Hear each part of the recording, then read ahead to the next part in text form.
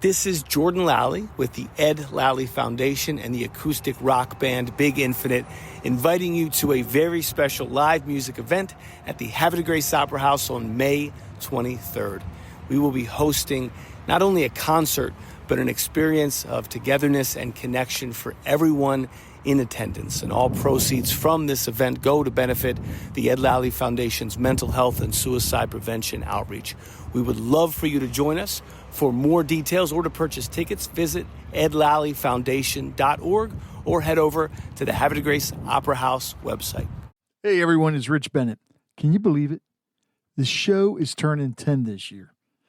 I am so grateful for each and every one of you who've tuned in, shared an episode, or even joined the conversation over the years. You're the reason that this podcast has grown into what it is today. Together, we've shared laughs, tears, and moments that truly matter. So I want to thank you for being part of this journey. Let's make the next 10 years even better. Coming to you from the Freedom Federal Credit Union Studios, Harford County Living presents Conversations with Rich Bennett. Slow pitch or fast pitch?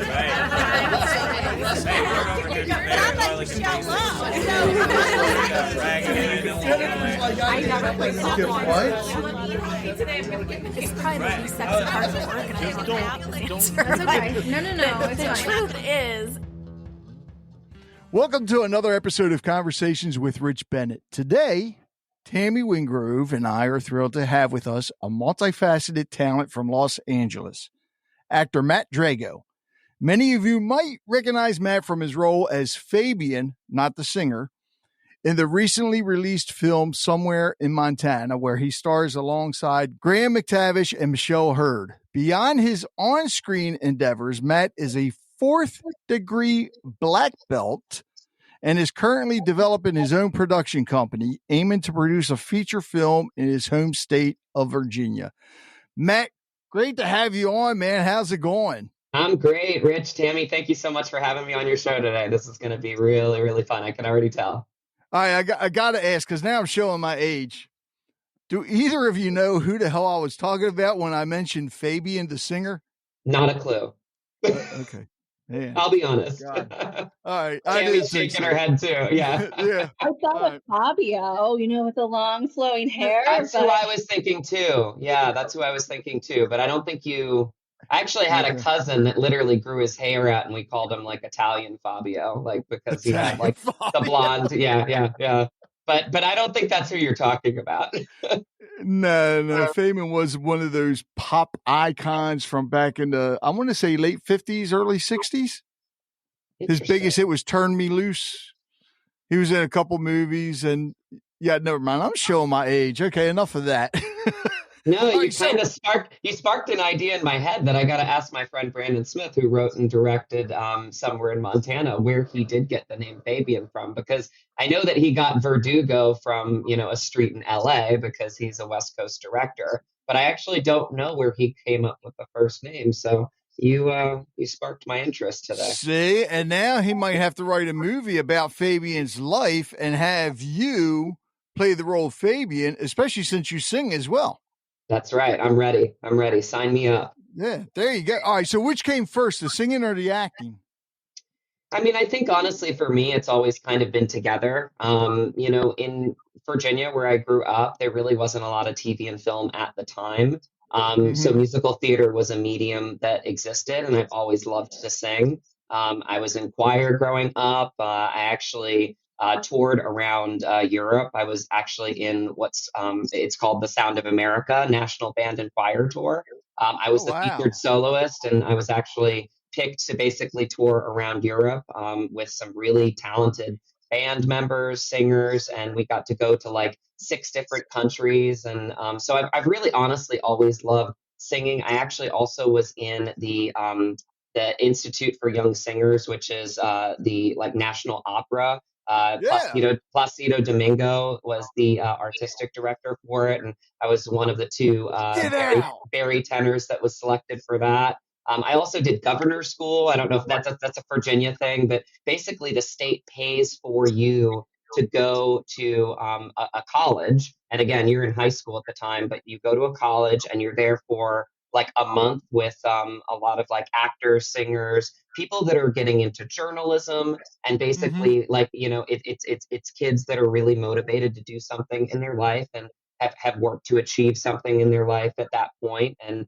basically, the state pays for you to learn for a month. And we had teachers from Juilliard and NYU Tisch. Wow. And yeah, it was an incredible experience. And then they do like a talent show. So I got to get up on stage in front of everybody and sing one of my favorite songs from Jekyll and Hyde called Confrontation. And so so I've done a lot of singing Right. over the years. Like again, honors choir, state choir, like, I really did love singing, but I think the medium in connecting singing with acting was musical theater for me growing up. And that's why I found myself on stage for probably about 25 shows growing up as a kid. Wow. Because I always say this to like young performers, really anybody, young in their life and their career, when you don't have to pay the bills, that's the time you should take to like just invest in Yes. yourself, because you have so much more time to really like just do it, right? Like I wouldn't be able to afford doing 3 shows for no money right now. You know what I mean? But when I was 8, 9 years old, I could do a show in middle school. I could do a show at the local community theater, and I could do a show like at a dinner theater at the same time, and be like, hey mom, you're fronting the bill. I'm good.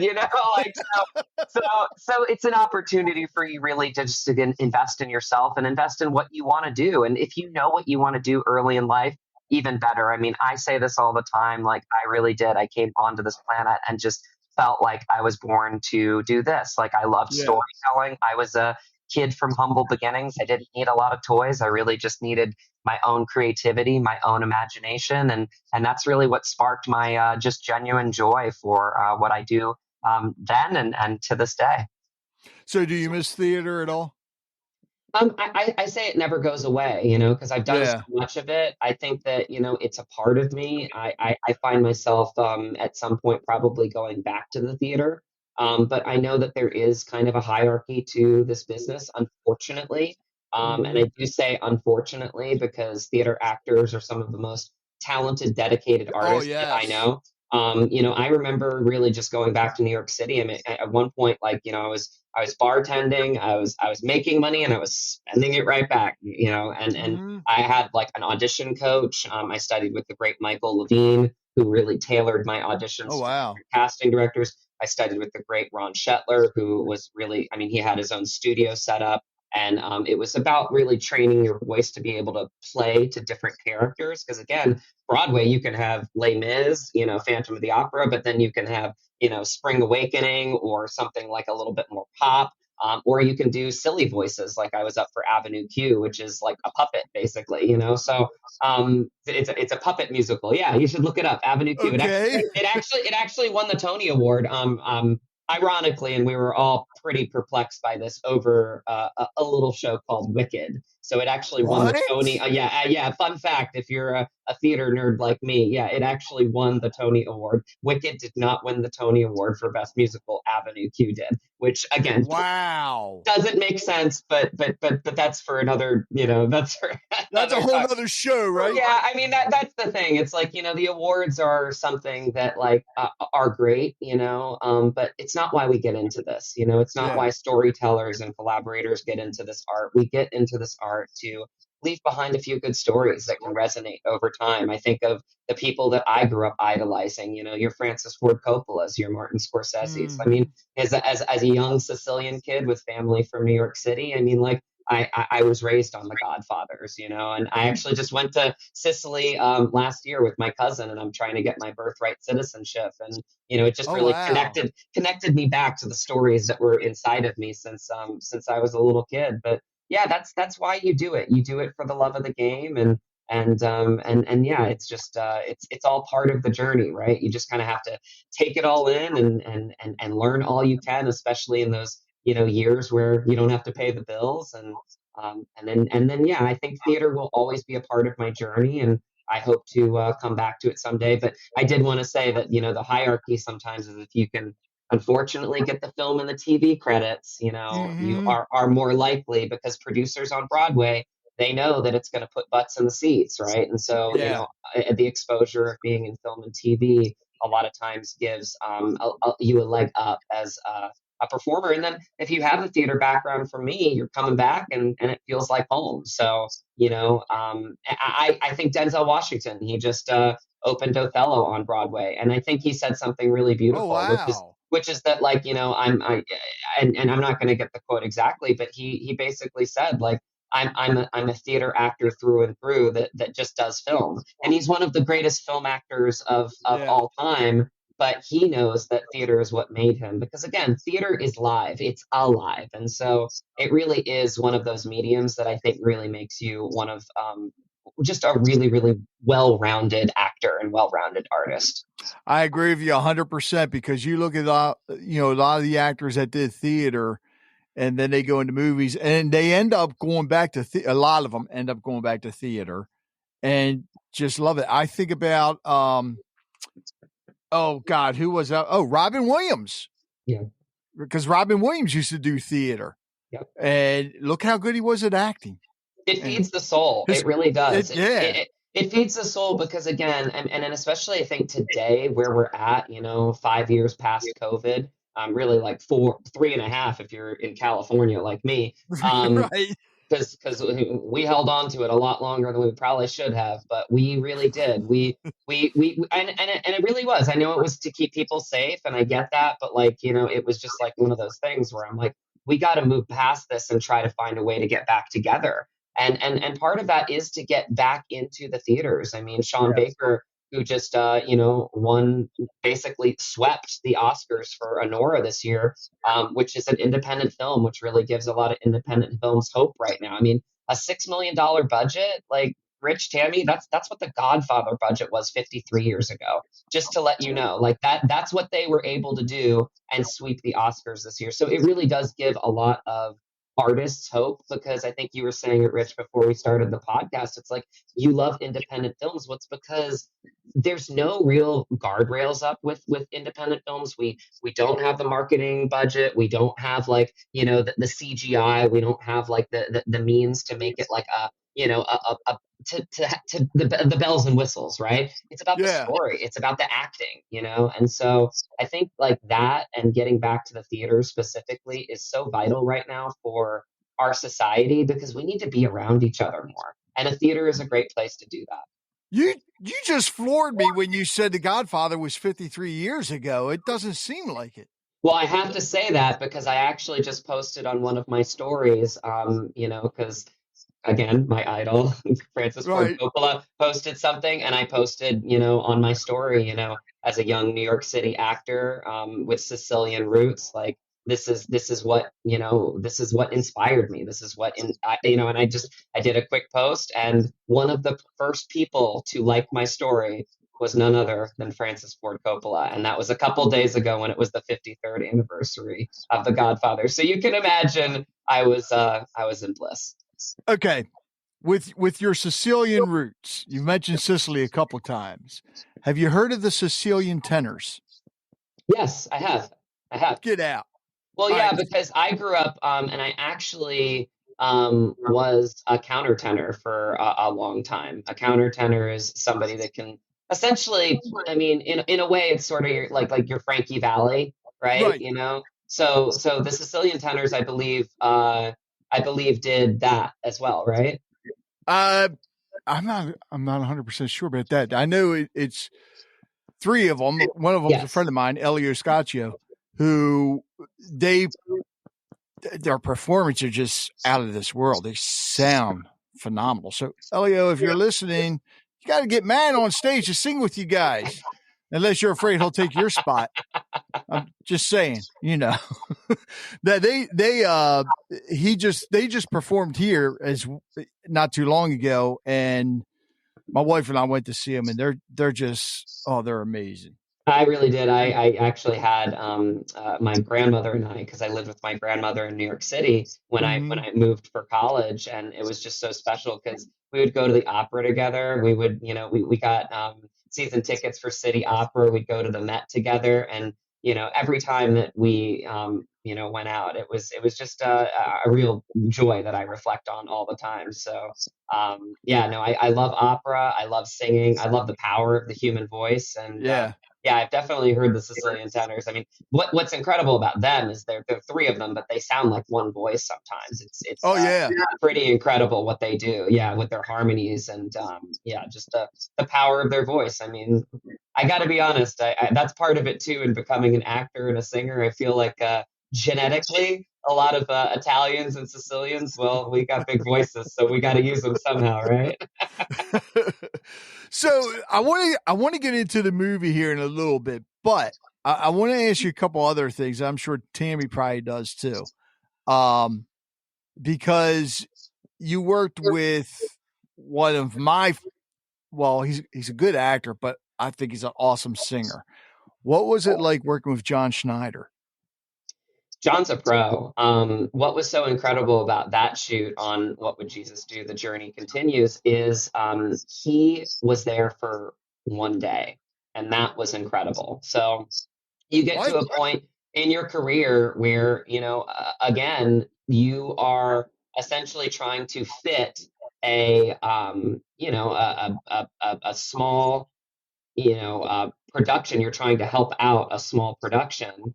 And essentially, to do that, you might not have a lot of time to really give to the production. And so he had 14 scenes. He showed up on set, obviously word perfect, ready to go. And it was really just an incredible thing to watch him. And I think it was the first time I really was around a pro in film and television. And so I really learned a lot. I ironically was there for 2 days and I was only part of one scene. It was actually pretty fun because at one point they didn't have a stunt coordinator on set. It was, a very quick production in terms of getting him and all of his stuff done.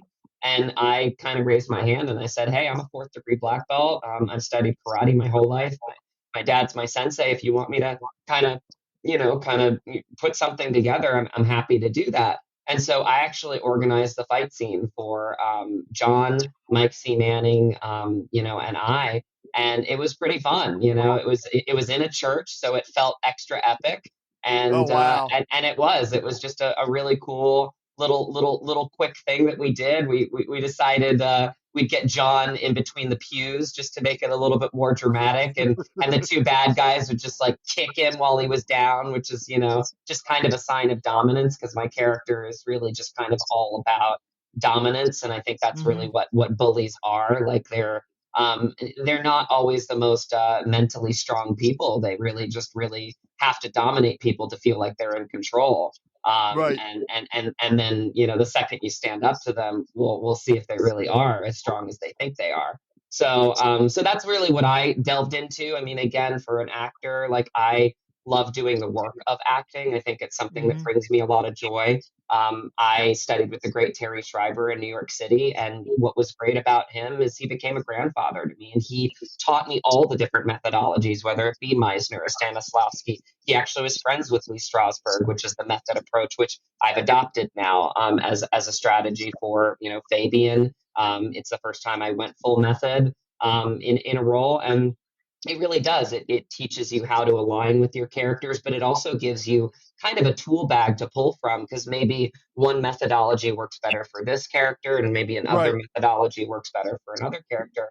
And for me, I think it was the starting point when I was on set with John Schneider, is that I really focused on really just doing the research on bullies, right? Because, I had one scene to kind of deliver this unhinged kind of psychopathic bully character. And so when I got to, be on set and then organize the fight scene, I got to be honest, Rich, Tammie, it was a fun day.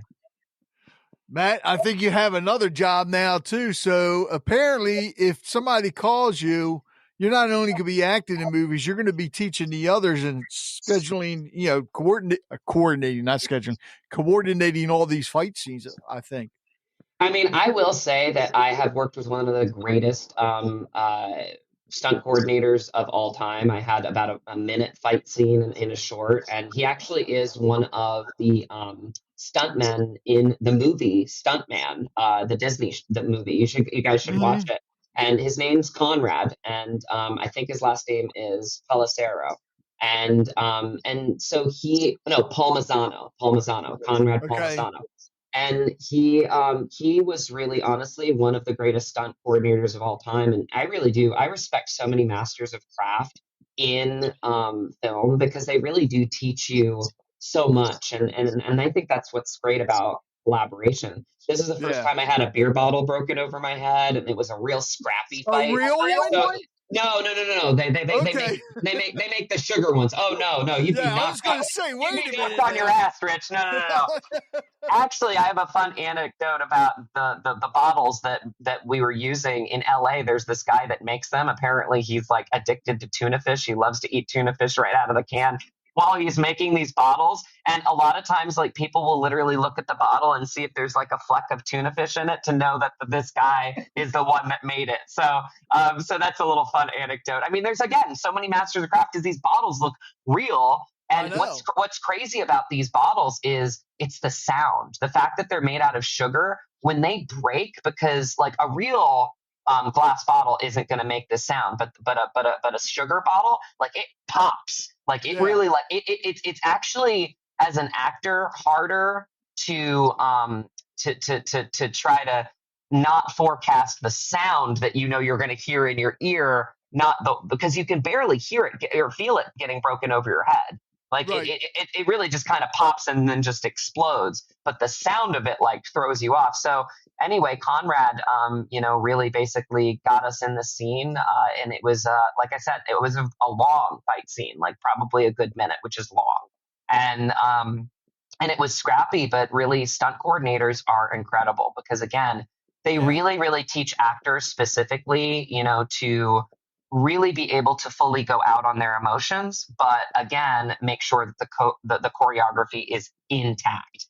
And when he started working with me, I remember Conrad pulling me aside and he said, Matt, you have really great control. And I said, I grew up in karate. My dad's a sensei. I'm a black belt and blah, blah, blah. And he was like, oh, that's why. Because again, when you're acting and you're in this heated scene, there's a big difference between the actor on the other side leaning in a little bit more and your punch being here or here, and then you have a disaster happen. And so you obviously never want that because again, you're friends with the other actor on the other side, so you don't want to accidentally do something that's going to hurt him, and also that can hurt the production, if something happens. So it was really cool because I remember that day, and he really did. He was very keen on going 50% with the choreography, going 75%. If he felt like one of us was a little bit off, going back to 50%, going back to 75%, maybe eventually going up to 100%. Do 100% again. Let's change this a little bit, and again, really making sure that everything was satisfactory before we actually did a take of it. So I really do. I mean, I think that's the greatest thing about being an actor, being a collaborator, being on these film sets is just learning so many masters of craft, being around, the gaffers that can hang a light in the way that you can't to make it look like there's moonlight shining in from the barn, or, the sound design coming in and making sure that we can get clean sound when there's a big, storm that's coming our way, or the set designers that really create the craft of every single piece of everything in that frame being part of the story. And if it doesn't belong there, it's not there. And that's really, honestly, really one of those things that I think I pulled from when I developed the character of Fabian, because he is the ultimate perfectionist. He is somebody that is fighting for his dream, his legacy. And so everything has to be perfect for him. Everything all has those to be people right. behind the scenes are like the unsung heroes. Absolutely. I always say this, like as an actor, I mean, crews are what makes films great. I mean, the production that they do, the work that they put in, the labor that they put in when you are finally in production. I mean, what was so special about Somewhere in Montana is like the cast and the crew were interchangeable. Like we'd go on hikes together, we'd go to the bar together, hang out. Like we were a big family. And I think that was really special for me. And what makes independent film so special to me as an actor and as an artist is being able to look at the final credits and to be able to know every single person's name on it. So when you went out to Montana, because you filmed in Montana, correct? Mm-hmm. Yep, Polson, Montana. Was that your first time out there? No. I'd been out there before, but it was with my dad. You know, it was just kind of a road trip. I think we spent a week out there, but it was quick. It definitely wasn't the time that I had there to really experience it and to get out on that beautiful Flathead Lake and to really enjoy the area. And again, I think Brandon Smith and Eden Matson and Joe Borden, those are the two producers and writer director, is they gave us a lot of time and space for the actors and the crew members to really really come together. And I think that really gave us the mentality that this was a story that was bigger than all of us. And we were going to tell it, and we were going to tell it proudly. But it was because we had so much time off screen to really develop these relationships. And that would be, you know, hiking together and kind of experiencing and really experiencing Montana. And I think especially for my character, John Shimke, who's the editor of Somewhere in Montana, told me this. He was like, you know, Matt, you have really one of the hardest, if you have the hardest like acting role in this film, because again, I am the outsider to John Alexander's world. You know, I'm coming from the outside, and so for me, I'm having to understand all of these differences from what I know in Los Angeles. And so again, as part of my method approach, I actually drove to set. I was the only actor that drove to set from LA. And, you know, Brandon actually jokingly called it the Fabian Freedom Tour. I actually stopped in Vegas on the way up. It was the same day that Mad Apple, the show at New York opened. So I got to walk the red carpet and, you know, meet some of the actors. And again, that was a special show for me because it's a love letter to New York City. And those are my roots, you know. So it was really special. It just kind of aligned with that. And then I went straight there and I went to Zion. And that was the transition, because that was the ability to essentially leave the complicated, sophisticated city life behind. And when I got to Zion, I was lucky enough to book one of the rooms at the Zion Lodge. And I met so many people there, and I felt like I was attracting so many people. One was from New York City, one was from New Jersey, and they basically decided they wanted to be around nature. And so they found, you know, the Zion Lodge, and they started to work there. But I hiked the Crystal Lakes, you know, up until it got dark, and I almost didn't make my way down. I mean, it was getting dark at like 9:30 at night. I was like, oh shoot, I got to get down this mountain. But I can't tell you the last time that I, you know, watched a waterfall for a half an hour, you know, just by myself, you know, without a phone in my hand, you know, and it really it's all breathtaking. It's so important. It's so important to find those moments of breath in your life. And I think for me and for my character, it was that method approach of finding, you know, this transition between being wound up by all of these different, you know, things that were going on with the film and all of these different challenges that I was up against, and just taking a breath and appreciating the majesty of Montana. And I really did it every day, because I woke up early and I would just get my coffee and I would just look at that majestic Flathead Lake. And I really did. It was a really great compliment from John, because I put a lot of effort into the tone of where I was at in the story with Fabian. Because you have to remember, in film, you shoot out of order a lot of times. Right. So you have to really remember like where your tempo is. Okay, here I'm listening more. I'm a little bit more grounded. But here I got to get this done or everything's going to fall apart. So you really kind of have to find where you are in the script. And I find different ways to do that. But when you have a method approach and you bring yourself to a character, I actually lost 25 pounds for this character. I hired a nutritionalist and, you know, a workout specialist. And I did it I wanted to make sure that I was doing it very healthy. I had 5 small meals a day. You know, Matt likes to lift weights. He likes to drink protein shakes. But Fabian, I felt like, was lean. He forgot to eat meals. He sometimes didn't take care of himself. So I felt like, you know, I needed to be in the body of the character. And so I, you know, hired a team, again, masters of craft, right, to help me do that. So that way I could find myself coming to set. And again, you got to lose the weight. I did it in 6 weeks, but then I had to keep it off for another 6 weeks. Ooh. And it really did. It was probably a little later than I should, but it was one day where I was just like, God, I really feel like something's off. And I was like, you know what? This is not a guy that has muscles, and like this is not like a guy, like this is a guy that's just like lean. He's like, so essentially it was kitchen and cardio. That's basically what my nutritionalist said. I lost a lot of muscle mass, I lost a lot of fat mass, and I just leaned out.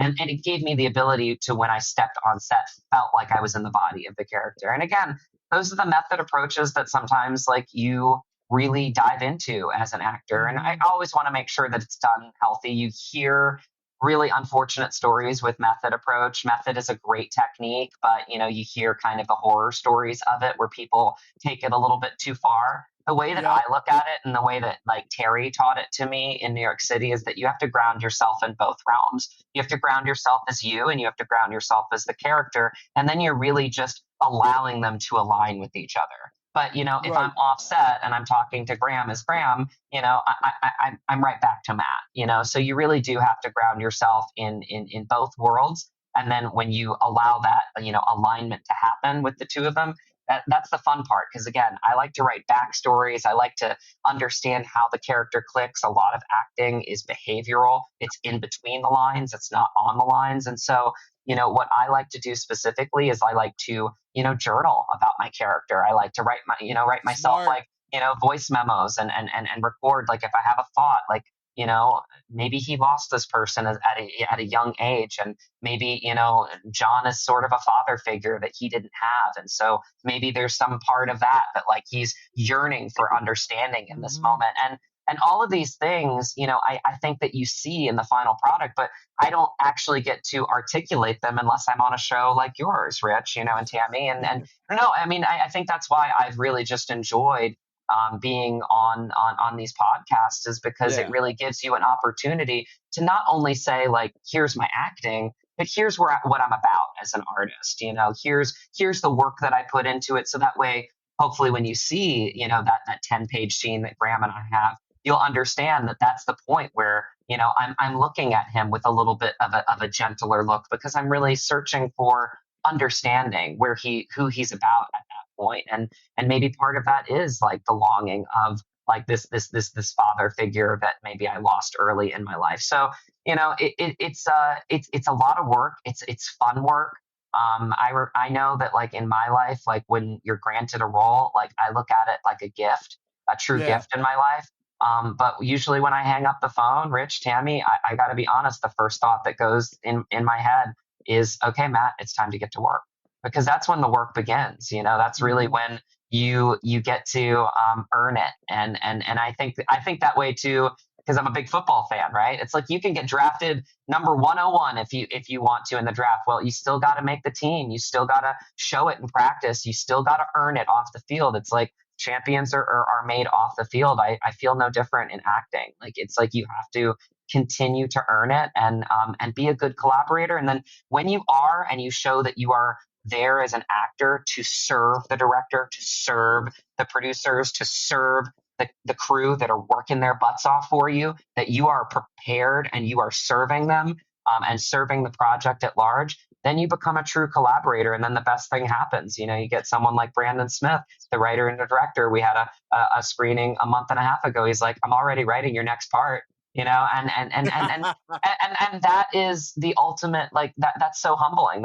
Because that showed not only that I did my job as an actor, it showed that I did my job as a collaborator, that I really like did the work, and that I, showed that I was a person that he wants to work with again. And then it's no surprise when you see, Scorsese and De Niro, in so many films, because those conversations get shorter. I always say like the relationship between an actor and a director are some of the most intimate like relationships that you can have artistically, because again, those conversations get shorter. You just know what to expect from each other. You know what you want from each other, and you rely on each other, because again, he can do things as a director that I can't do as an actor, and I can bring things as an actor that he can't bring as a director. And so you find that character together, and there's just nothing better. Matt, I'm glad you shared all that, because that's one of the things I love to hear the backstories, especially when it comes to acting, why and how somebody gets into that character and the training they had. We talk to authors a lot. One of the things I love to hear from authors is their writing technique, how they come up with the characters and, all that stuff. And I just find it amazing. And that's, don't get offended by this, but it reminds me of some wrestlers out there. Wrestling, it's a character. Yeah. And these guys really get into it. And then when you see them, when they're not there by the ring and see their true selves, it's completely different. Absolutely. It's a completely different person. And I love that. So somewhere in Montana, tell us about it. And tell everybody why they need to go see this movie. Yeah, it's a story of the times. It's a powerful story, and it's a big story. And I think it's a story that we really all need right now, myself included. I play Fabian Verdugo, a West Coast director. His legacy is film, and he's thrust into a world of John Alexander in Montana, who is a rancher, and his ranch has been in his family for generations and generations. And this story really goes into legacy. And that's what I love so much about it, and I think that we have two unique legacies. His legacy is his ranch. My legacy is telling great stories and leaving a couple of stories behind that mean something, Fabian feels like he can impact the world with filmmaking. And so I think that this story really, is a story that Brandon created because he really wanted to put two uniquely different people that are opposing in many ways in a position where they need each other. And so essentially the story goes is that Kat, played by the incredibly talented friend of mine, Michelle Hurd, who plays my producer, finds this incredible location in Montana, and it happens to be John's ranch. And unbeknownst to our production at that point, they're struggling for money. They're up against the clock. The bank is, basically going to foreclose on this ranch that has, been in their family for generations and generations. And again, that, is something that can be really painful when not only you feel like you're losing something that is yours, but you're losing something that your family has built over generations and generations. You feel like you're losing it for them too. So I think that there is a lot of pain that John is going through, and he's got a daughter, played by my friend Kaylee Macchio, and he wants to see if he can continue it on for her too, right? And so there is like this just incredible, scene where we finally meet, and you can just tell like we're not on the same page. We're two uniquely different people. And I think what really made this special was this relationship again that I had with Graham off screen, where we would have these conversations about these, scenes. And I think also it's so great because we have really uniquely different energies as actors, and I think we, obviously for me, Fabian was a character that I took a risk for this one. I felt him big, and I felt him honestly, but I felt him big.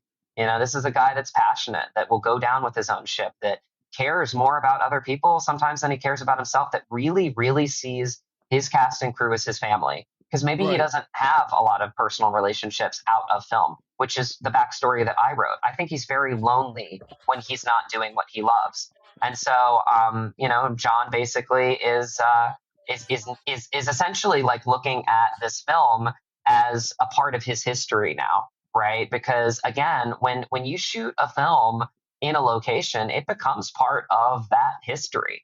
And, I think back to the great Francis Ford Coppola, like knowing exactly where that wedding scene needed to be, like that perfect space for what needed to be that, Italian Sicilian family coming together with all of those, side meetings happening and all of the family business that was going on.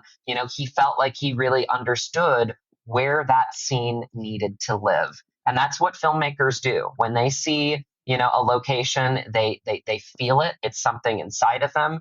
When Fabian looks up at the mountains and he looks at this ranch, he knows that this is the spot that the film needs to live. And so he needs to have it, right? And again, at that point, it's transactional for him because he's giving money to this Montana rancher, and then you give me your ranch, and I shoot my film there, and we're gone in a few weeks, right? No big deal, right?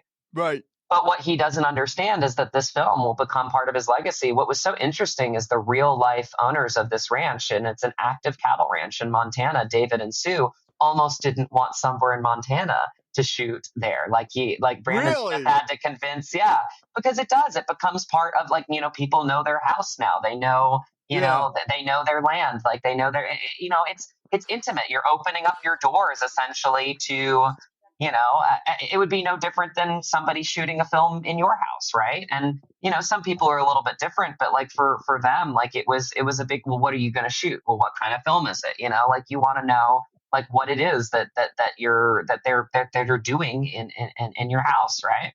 And so it really does become this thing of respect and finding that between two unique individuals that are very divisive in the beginning. And I always say Brandon wrote such an articulate piece with this one because he wrote two unique characters that are both the protagonists and antagonists of their same journey. And, isn't that so true of life that, we are good people, a lot of us, right? But we antagonize each other. And sometimes we don't even know why. I think a lot of times it's because of the way that society is built right now. I think social media plays a big part of it, right? And so this is really getting back to basics. This is, getting those conversations going. And again, that 10-page scene, guys, is why I fell in love with this movie. It's everything that I've ever wanted to do as an actor since I've been a young kid. Watching The Godfathers is scenes like this because it's right. A talk piece.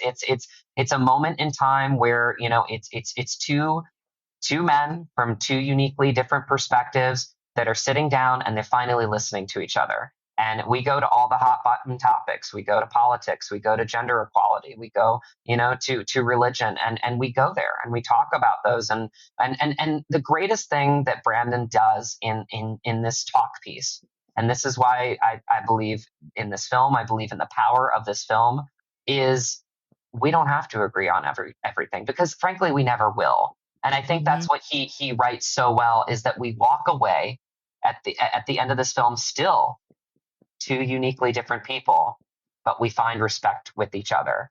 And I think because this story rubbed off on just everybody, again, so much, when Graham finally left the day that we parted ways, we got breakfast together, he got into his car.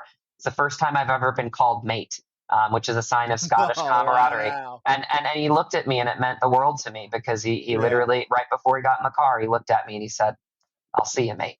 And it meant the world to me because, again, we had done something together. We had told a story together. Again, we are two uniquely different individuals in real life. And I just loved what he brought to it. He brought such subtlety and nuance. His acting is just off the charts. But even more than that, you are on set with these pros, these people that have been doing it a long time, like Graham and Michelle, and they become your friends. And, you have these wonderful, rich conversations with them. And then, they check in on you when you've got fires happening a few, miles down. And again, like, I don't even, like, I see them as my friends now. And it's because of this connection that all of us had on the set. And I think this is why you can really see that translated onto the screen. When I wrapped the last night, I really did. I looked at the cast, I looked at the crew, and I really just thanked them for everything that they had given me. Because, there were moments where the cast would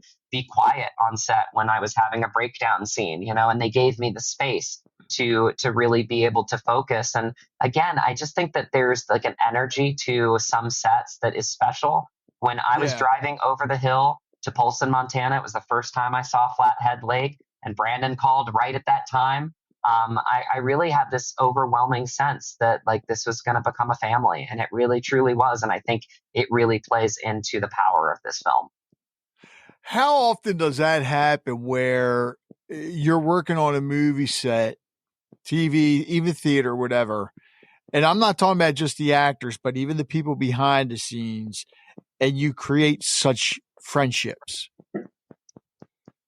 It really depends. I mean, every production's different, and here's how I'll Right. say it. It's not going to happen on, say I book a guest star and I'm Mm-hmm. on set for 4 or 5 days, and I have maybe, two scenes with one of the lead characters, and they've got to get, 6 to 8 scenes in, within, a few days, right? With me on set. You're not going to have the time and space to have, hikes, Right. meals, go to the lodge with Graham, shoot the shit for 2 or 3 or 4 hours, right? You're not going to have the space with that specific type of production to develop those types of relationships. I think that with indie film, I think what's special is you're around each other all the time. Yeah. And, within that, there's that opening of, are you going to get along? I'll harken back to one of my first equity productions, which was a stage show where we were bus and trucking it around the country. And I remember I've always had the mentality where I like to bring people together.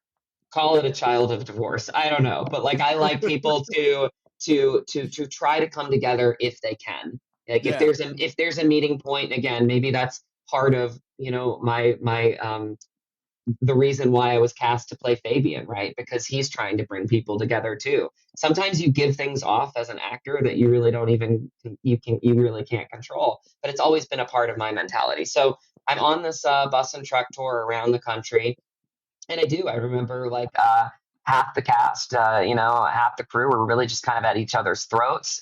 It was not going well. And I really did try to just bring people together, and it wasn't working. And at one point, the executive producer, who was in New York City, flew all the way out to, I think we were in Texas at that point, to just see if he could Wow. kind of like, mediate.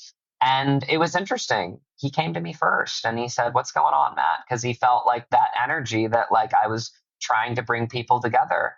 And I said, "Yeah, I just don't understand. Like this person, like and it's like we're performing, like for kids. It was a children's show. Like it should be fun." And yeah, I mean, there are parts of it that were tough. We're all in the same like van together, bussing and trucking across the country. And I understand that like you're around each other all the time, and sometimes you just want like your space to like be left alone. That's totally fine. But I felt like there was just like personality clashes that were happening. And so he came to me, and I told him kind of everything that I knew from kind of that bipartisan perspective and trying to bring people together. And, he looked at me at that moment. I remember it was actually a really big learning experience for me. He said, "Matt, this is the pros now. This isn't Yeah. like middle school. This isn't community theater. This isn't high school. Like you're just going to have productions sometimes where just people don't align, and that's just part of it. That's part of the game." And I took that to heart, and I really was like, okay. I think at that point, I had done my 12 weeks. I had felt like I had gotten what I needed to out of the tour. I gave them, I think 2 weeks was the minimum. I gave them a month to replace me, but I knew exactly when my last day was going to be, and I just felt like I needed to move on to the next thing at that point. And Yeah. it was just a really good learning curve. But then, Rich, Tammie, you get like these unicorns where you get so much space. And again, I go back to Brandon Smith, I go back to Eden Matson and Joe Borden, because the three of them gave us so much like space to be able Mm-hmm. to be around each other. And I think that's uniquely what we needed to tell this big story. We really needed that because again, Michelle Hurd, she plays like my producer in the real world. A producer to a director is like a sibling. Like it's that person Mm-hmm. that like can basically like tell you, no, like we need this. Like if we don't do this right now, like we're gonna lose this actor, or we're gonna lose this location, or we need to get this scene in right now, or the investor's gonna pull money.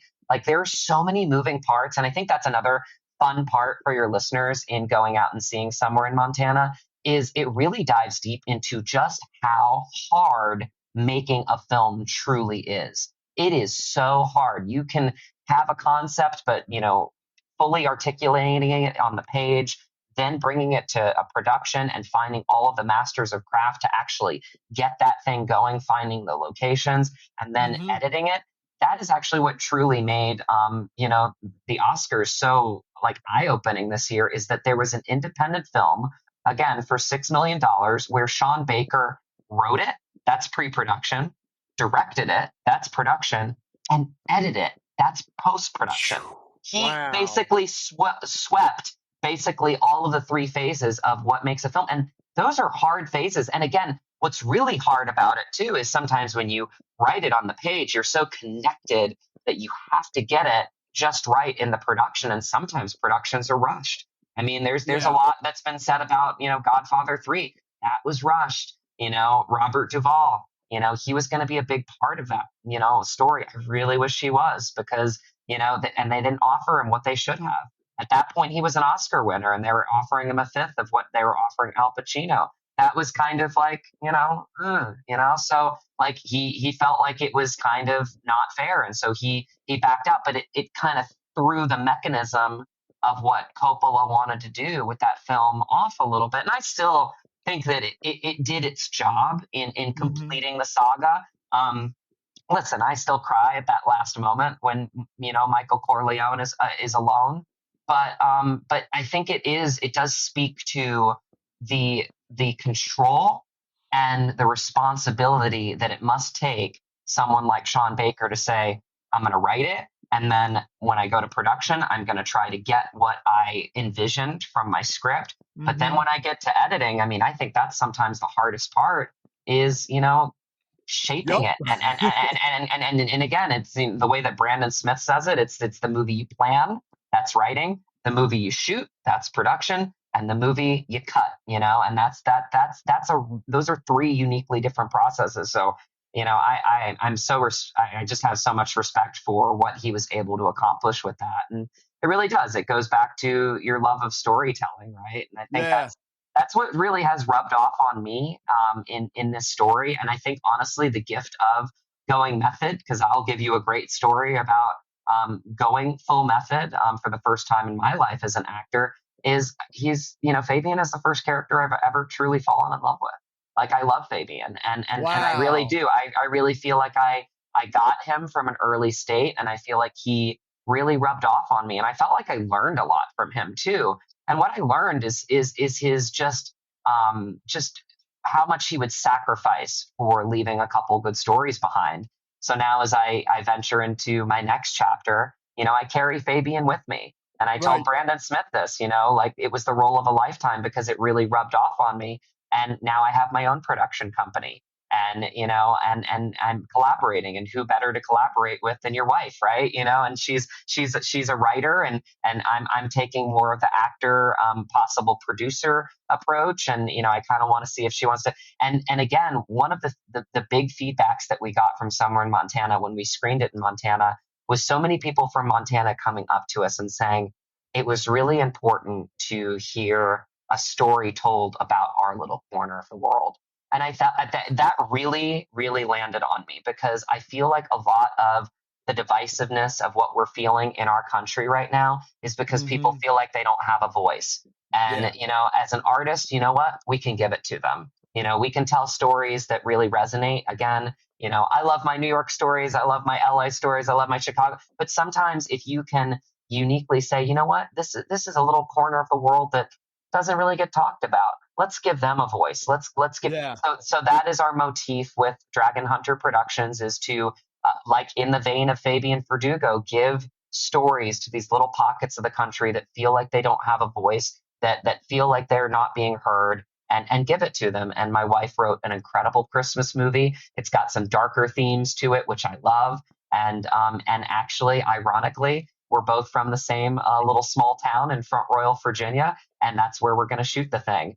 We met. This is actually, I saw your face, Rich. Okay, so this is a little anecdote. So Terry Schreiber's studio, who is, again, like a grandfather of acting to me, somebody that was a safe place for me, on 26th Street in Chelsea, where I did a lot of my acting training.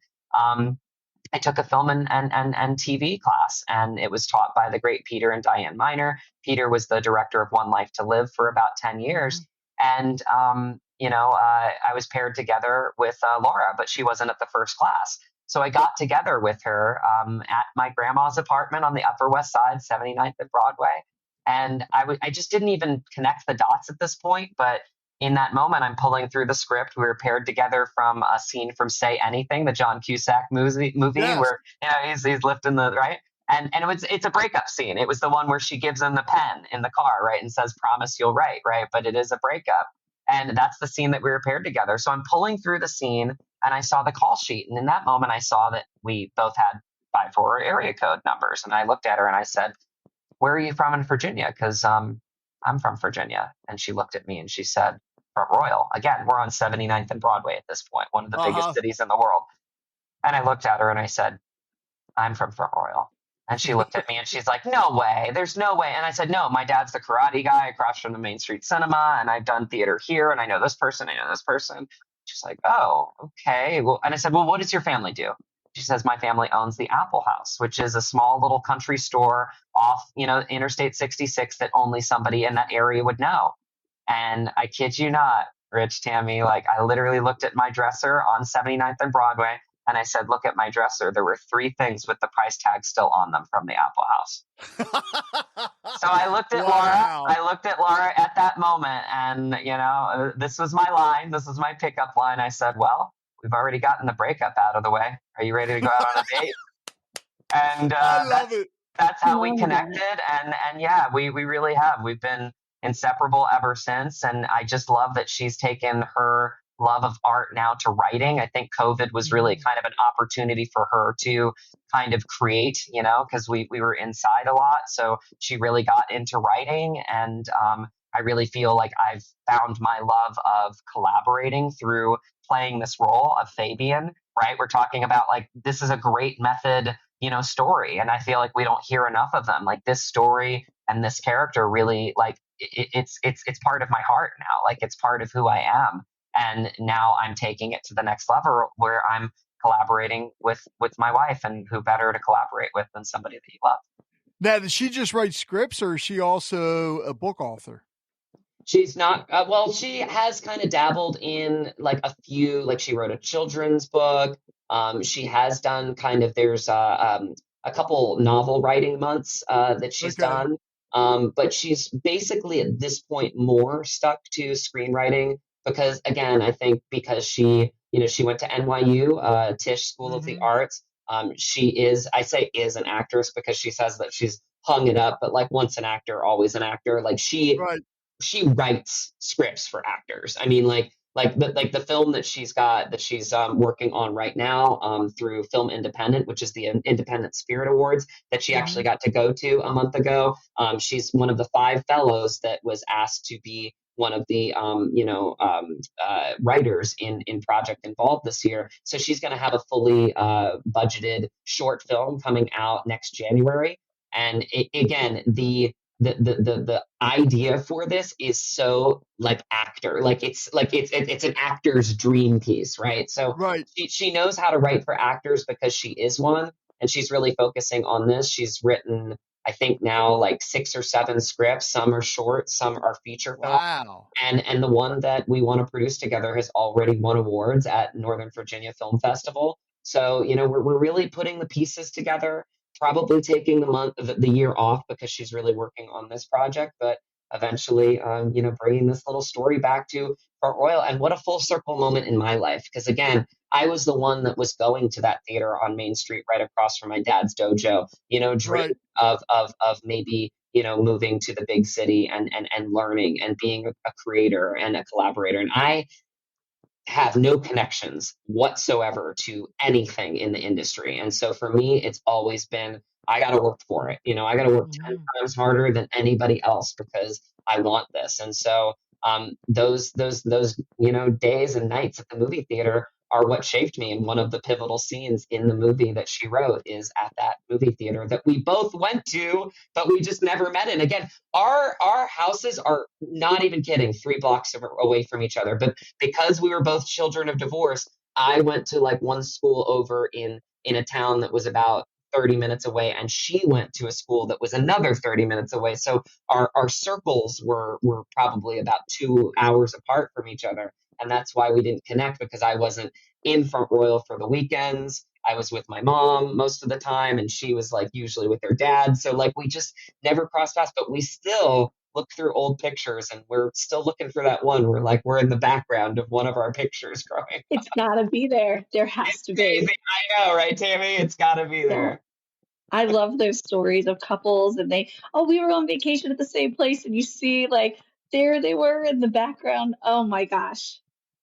Amazing. Good It's too shirt cool, there. right? It's too Matt, cool. Yeah. you do realize now that you're both going to have to come back onto the podcast because Absolutely. this you just described a freaking Hallmark movie. Well, we do want to write that movie too. Actually, it's funny that you said that. I said You need to. we got to make this movie like You eventually, have and to. I don't know, and I mean this in a good way. I don't know if my wife is capable of writing a Hallmark movie. Like she's got to add something There's like got to be something dark in there. she's got to do something like a little bit more thriller or something. But like maybe this is like her rom com. Maybe she takes a break from the thrillers to write the rom com, but it would be a good one. Well, you could do that new horror channel, Skullmark. Yeah. I Yeah, that definitely was bad. don't. Yeah, no. I think that there is a movie here, and I really do. I think it's such a great story because again, she almost went to Marymount Manhattan College in New York City, where I went for college, and I almost went to Wow. NYU Tisch. And I almost went to her high school, Notre Dame Academy, and because my parents again were divorced and fighting, like they wanted me to go to the public school, so we just kept missing each other. And again, every weekend that we were there, I mean, there were only like probably like 4 or 5 really good restaurants in town. Like I think I ended up usually going to the restaurant on Saturday, and she went on Sunday, and like it was just kind of like we've never been able to figure out the right place That's at the right funny. time. But my wife told me a story when we first started, when we were actually close to getting married, and she told me this story, and she said, I used to ride my bike up the hill that your dad lives on the hill, and I said, no, you never told me that. And she said, it's really weird that every time I rode my bike to the top of the hill, I felt like somehow I was missing something. And Wow. there it It is. is. Yeah. So Wow. we had to be paired together in a breakup scene in a 12-person acting class, and maybe listen, that's the way we were supposed to meet. Maybe that's the way it was meant to be. I think it's just such a great story. So yeah, I would love to bring it to screens at some point. It's so I just relatable. love the pickup line. Yeah, it's a good pickup line, right? I mean, I So had to done. because again we were about to break up, so I was like, well, we've gotten that out of the way. When are we going on?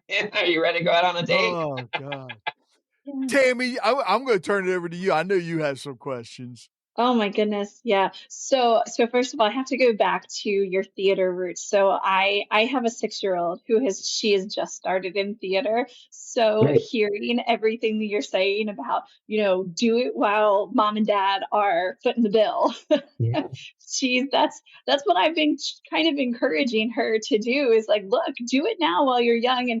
And I love that you're saying, in theater because right now there's so much social media. So she sees things where she's like, oh, I'll make a, like follow me on here. Like this is not where you should be, Claire. If you want to be a famous lady on television or a famous actress, you need to learn theater and learn that discipline, which I'm sure so much of your discipline also came from your background in karate and to give you that discipline to lean in hard and learn the lines. So now I'm thinking maybe I should put her in martial arts because that talk about discipline. So that's a really good idea that I'm going to have to start looking into. But I do have a question for the little guys who are starting. Is there one production that you feel like if they have the opportunity to be in it, that really will help them so much? Or,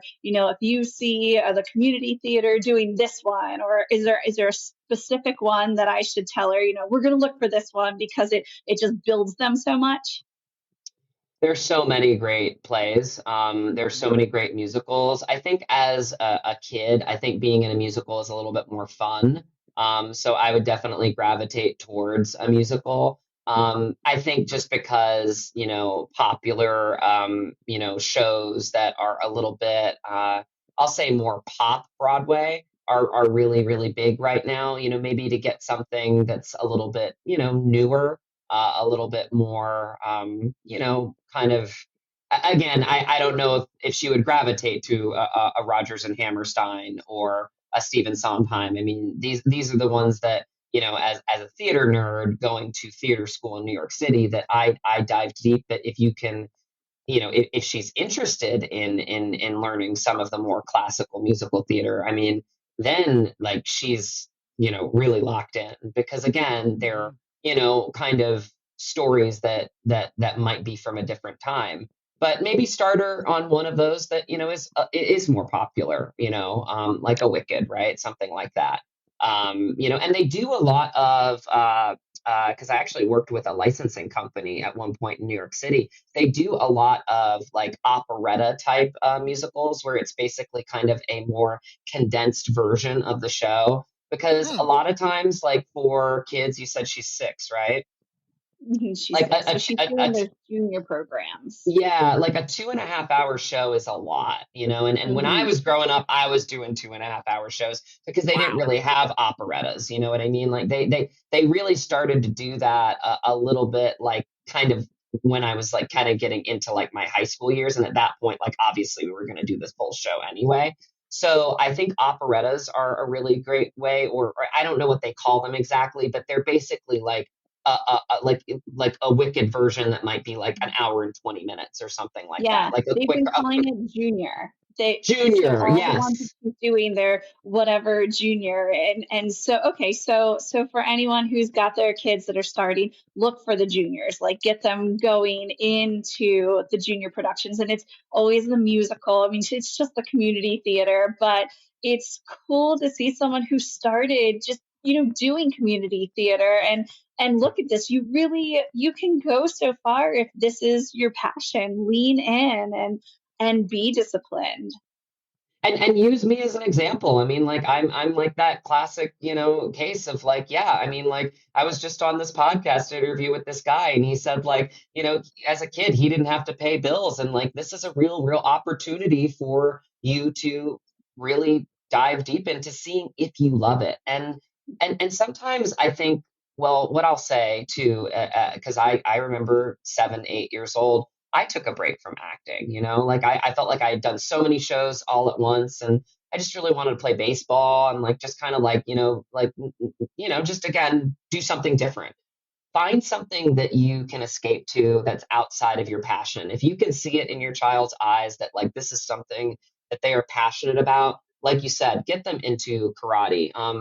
Specifically get them into a karate practice. I mean, I hate to say like mine, but my dad would never get into sport karate. He does not like kids getting trophies. He does not like kids like fighting each other. Like we are an old school karate practice. My dad actually has one of the longest running dojos in the country. It actually might be the longest running dojo in the same place. It's been over 4 decades at the same spot now. Wow. And because of that, it's because of the practice. It's because your belt is your trophy. It's an internal practice, and acting is that same thing. So both you and Rich said it, and it's so true. Karate has defined so much of me as an artist because, again, it is your unique process. It is your unique craft, and you find different ways to do that. And I remember going to New York City and asking around, who's your acting teacher? Because these are people that I respected, right? So you have to stay curious. You have to be learning at all times. And you can see it more than anybody else because she's your child. If she is passionate about it, I know that you'll give her the tools to do that. I know that you'll put her in the shows or the positions to do that, but try to find, balance outside of that. Because again, we all need escapes from our passion. If we're all in all the time, and this isn't just for acting, this is for anything, you're going to burn yourself out. So you have to find ways to really just kind of escape. For me, it's football Sundays. I'm a big football fan. Like well,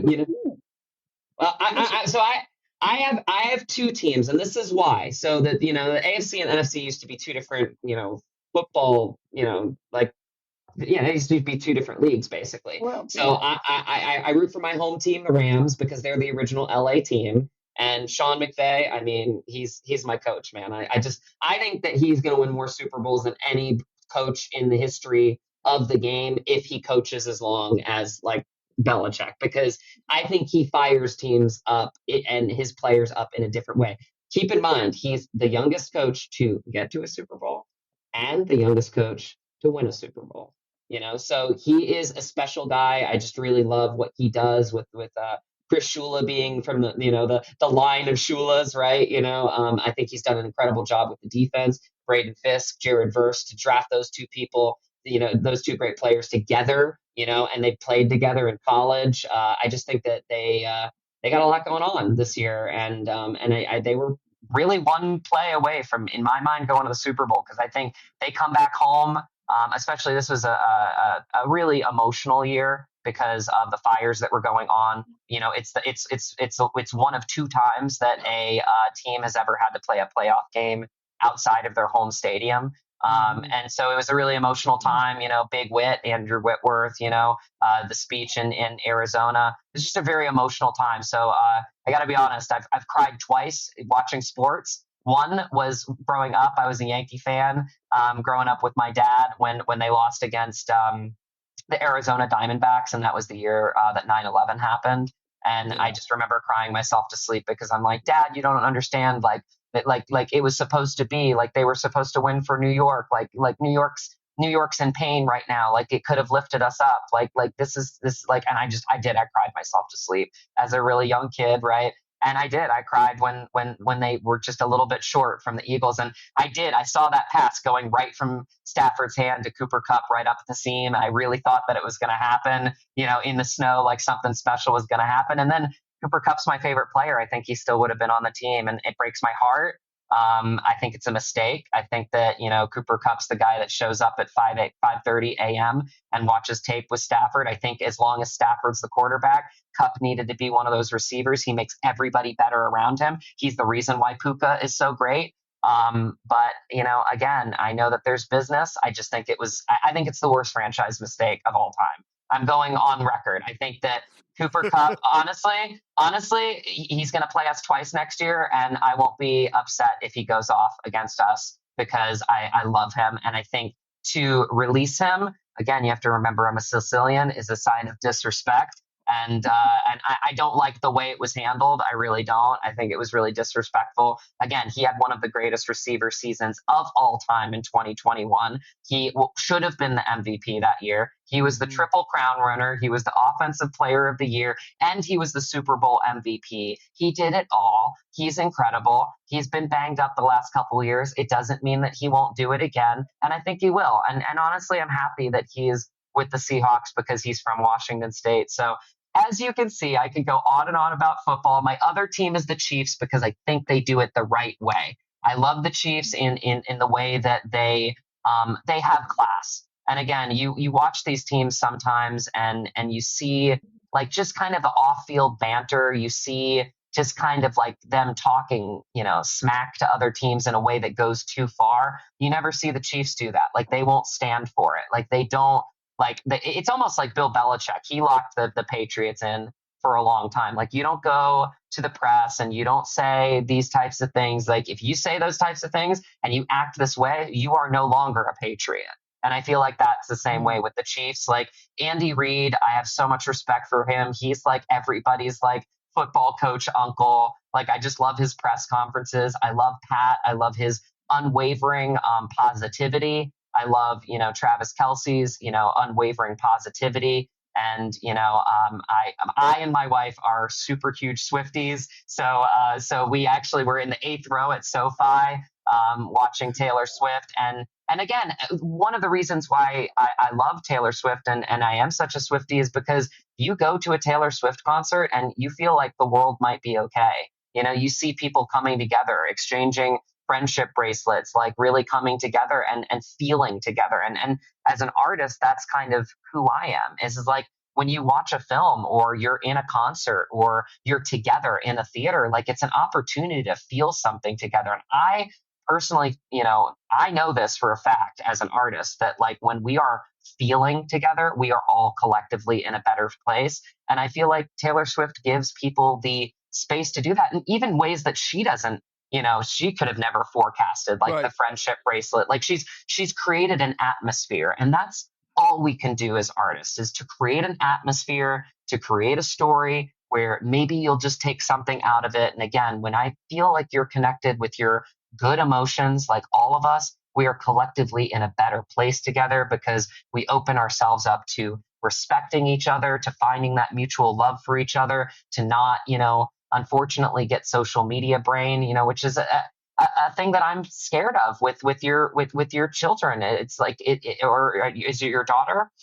My daughter, yeah, she's 6. I have a 10-year-old too. They're just in the thick of it.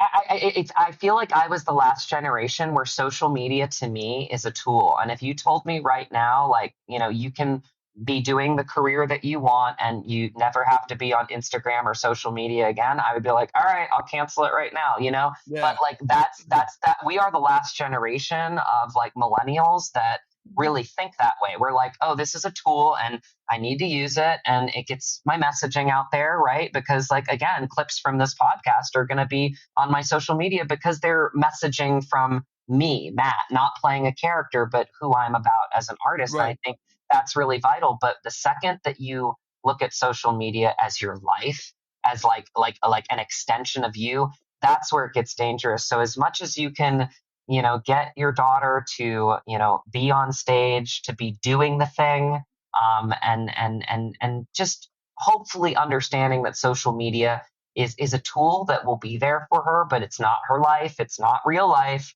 I think that's really, really important in the days that we're in. And I think that really does go back to that coming together of being in the theater and really, really making sure that we're collectively feeling together. Because again, when we're feeling together, we're all collectively in a better place. Yeah. Absolutely. I like the ringtone. That's my office phone, and I don't know. I had somebody else trying to call me earlier. Don't know who it was. I don't know who this is. Rich is a popular guy. It's he is. More than likely, it's probably. I've been getting those calls a lot. Something about taxes from all these different numbers. I guess they must have been the people that got fired from selling extended car warranties or something. I don't know. There is not a do not call list anymore. I'm convinced of that. No, there's not. I've signed myself up for everyone, and I still get every single text and every single call, and I'm like, okay, so it just doesn't work anymore. I do like messing with them sometimes. When I was getting the calls for the extended warranty, I found out that they cannot put an extended warranty on a Mustang. Oh, interesting. Okay. Yeah, I'm talking about the horse. I had this guy going on and on and on. He's like, well, what year is it? I said, I don't know. It's probably about 10 years old. 10 years old? Yeah.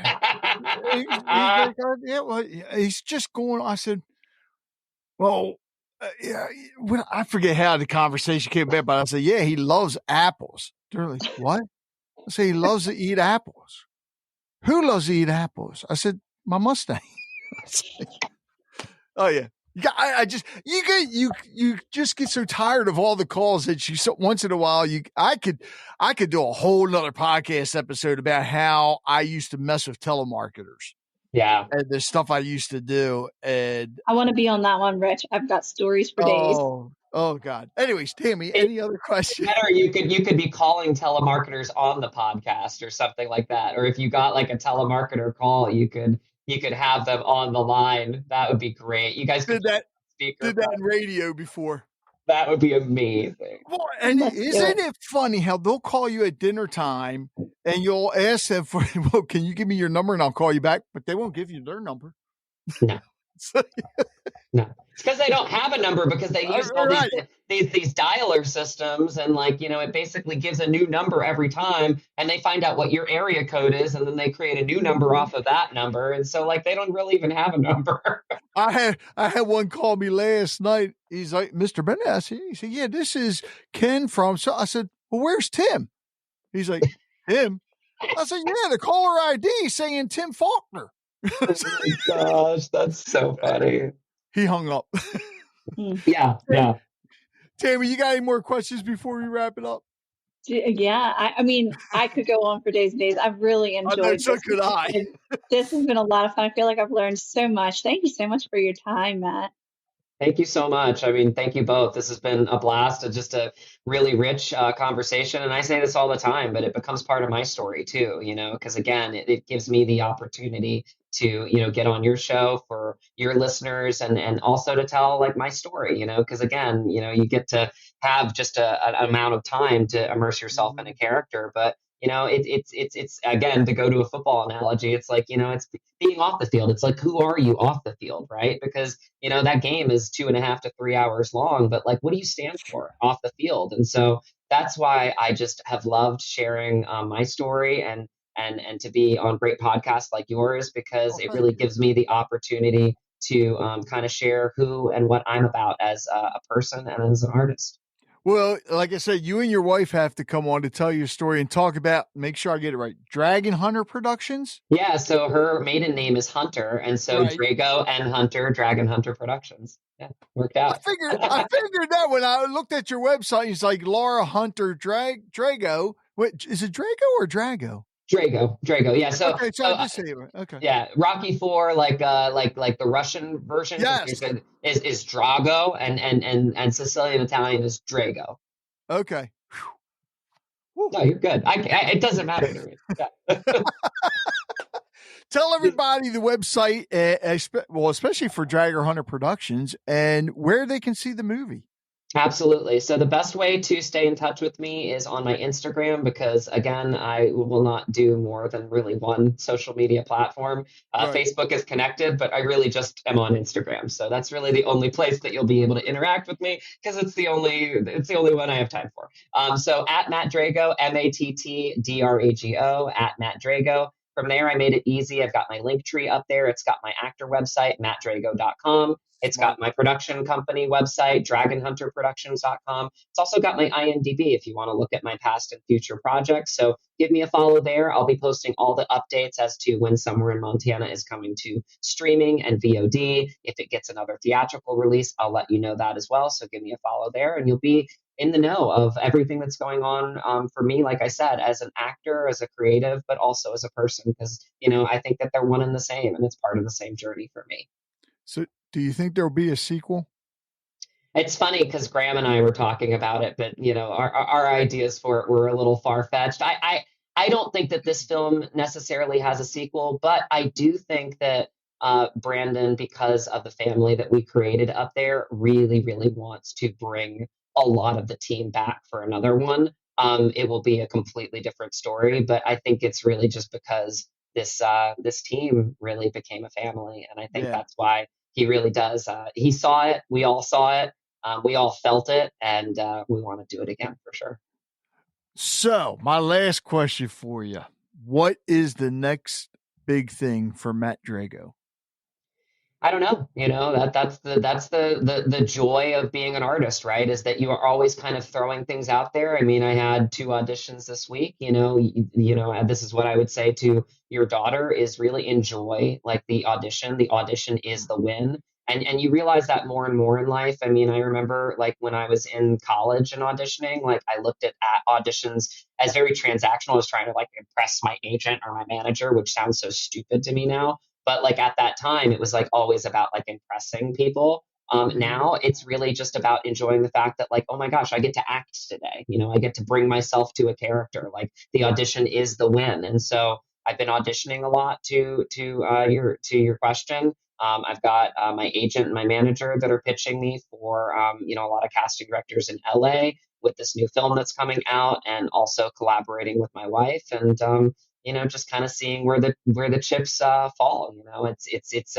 It's again, the journey is the destination. You have to really enjoy the art of it. The second that you really don't love it anymore, being an actor, being a collaborator, maybe try to find something else. Because when I took a break from it as a 7 or 8 year old, and I really got into baseball for a little bit, I really missed it. It felt like painful to me to not have it in my life. And so I quickly was like, Mom, I got to do a show, so like it was like it was right back to getting into it. But yeah, I do. I think that being an artist is something that I was born to do. It's something that I love to do. It's something that I love to inspire others to do, because I think it's so important to connect yourself to your own humanity, to your own human psyche, And I think great art can do that. So I just continue to be a proud actor and a proud artist. So everybody listening, make sure when it's available, go see Somewhere in Montana. And just like I tell you with the books, how you leave a review on Amazon, Goodreads, or whatever, leave a review on IMDb. Yes, you can actually do that. And just to let you know, the ratings for it are very good. So it's definitely a good movie. Otherwise, it wouldn't be rated so high.